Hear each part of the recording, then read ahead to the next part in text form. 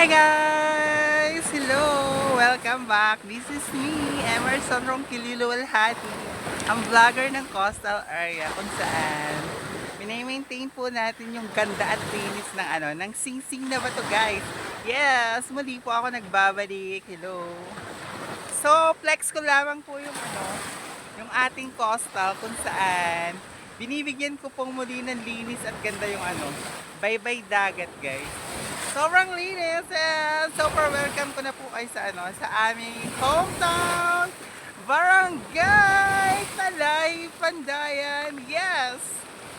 Kitang-kita nyo naman po guys yung effort natin sa ating community kung saan wala po tayong sawang maglinis po ng ating baybay dagat. And yes, dun po ako nakakatulong sa aming community guys. And so voluntary po akong naglilinis po ng aming place guys.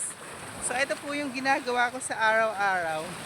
Yung pong maglinis po ng ating baybay dagat guys. Kita nyo naman po, tinalo pa po ng Barangay Talay, Pandayan ang may upahan.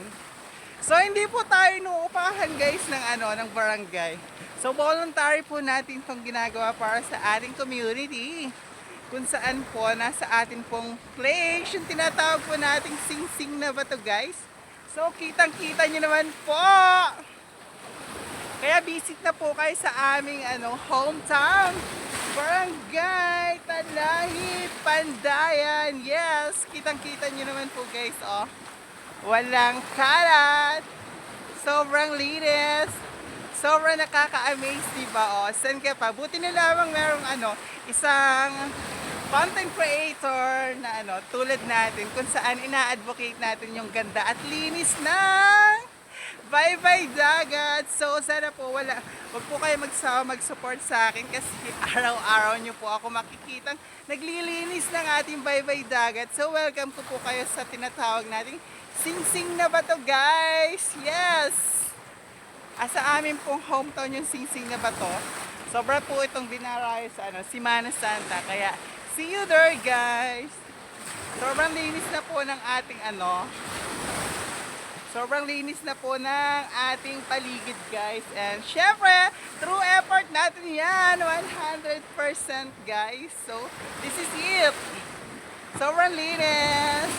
Sana wag po kayong magsawa mag-support sa akin kasi ito po yung ginagawa kong content. Ang panatiling malinis po yung ating baybay dagat.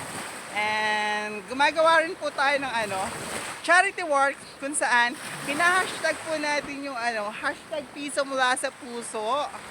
Kung saan madami pa po tayong pending na advocacy and may tinatapos pa po tayong advocacy. Yun po yung tahanan ni Baby Girl. And sana support nyo rin po ako sa aking charity work na hashtag piso mula sa puso. Bye guys!